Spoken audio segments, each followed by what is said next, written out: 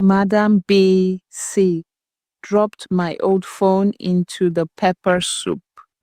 Now call your poor family with that, she laughed. But it all began when I chose to be more than a maid.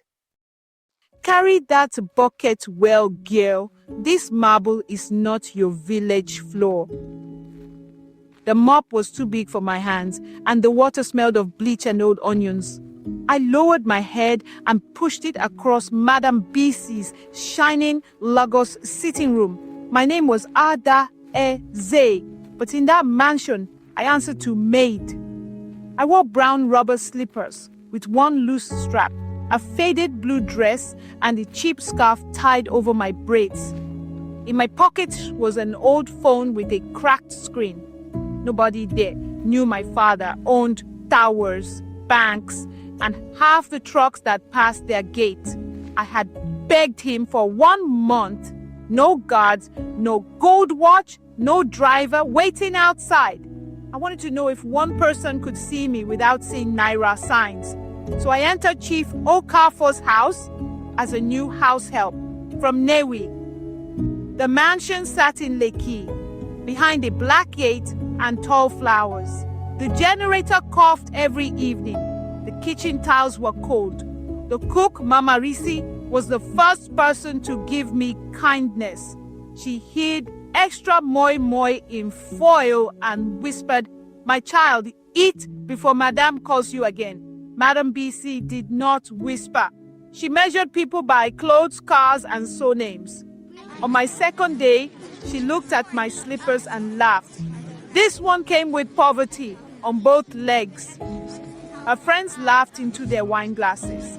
I smiled small and carried the tray. Then I saw Kamsi, the driver, standing by the corridor in a gray uniform. He did not laugh. He only picked up the spoon I had dropped and said, "Easy, no shame in work." His voice was low, like evening rain on zinc. Days became weeks. I washed lace wrappers by hand. I ironed school shirts. I cleaned wine stains from rugs while Madam B.C. planned 4-pipe parties.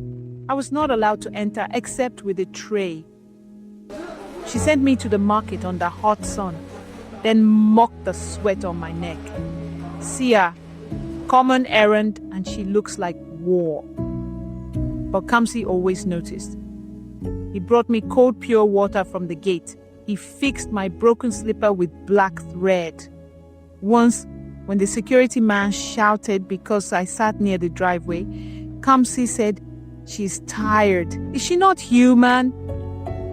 I began to wait for the sound of his keys. Still, he carried his own shadow. He used an old Nokia phone, but once I saw him reading a business report inside the car. His English was too clean for a man pretending not to understand boardroom words. When I asked, he smiled sadly. Everybody is hiding something, Ada. I looked away because my own lie sat between us like a covered pot. The cruelty rose slowly. Madam B.C. stopped using my name. She made me serve guests barefoot because she said my slippers scratched the floor. She blamed me for missing earrings that later fell from her own handbag. Then, one Sunday after church, she hosted women in gele and perfume. I carried pepper soup in a white bowl. Her niece pushed past me, and soup splashed on Madam's lace. The room froze. Madam stood, eyes hard. "Kneel." I knelt beside the broken bowl. The pepper burned my fingers. She took my old phone and dropped it into the soup. "Now call your poor family with that." Laughter filled the room, but Kamsi entered before I could cry. He removed his cap. "Madam, enough. Deduct it from my salary, but do not break her spirit." Everyone stared. Madam's mouth twisted. "Driver, you are defending maid. Perfect couple." He looked at me, not them. That look held respect. That was the day I loved him. 2 weeks later, under the almond tree near the boys' quarters, Kamsi held out a small ring. It was simple, silver. with one tiny stone. His hands shook. Ada, I saved 2 years for this. I have no mansion to offer. Only truth if you can forgive the parts I fear to say. My heart beat loud. I heard the gate chain rattle late. Before I answered, horns sounded outside. Not one car, many. Black SUVs rolled to the gate, dust lifting under their tires. The first convoy carried my father's flag. The second turned in behind it, with another crest I knew from newspapers. The family of Chief Wosu, my father's biggest rival. Kamsi went pale,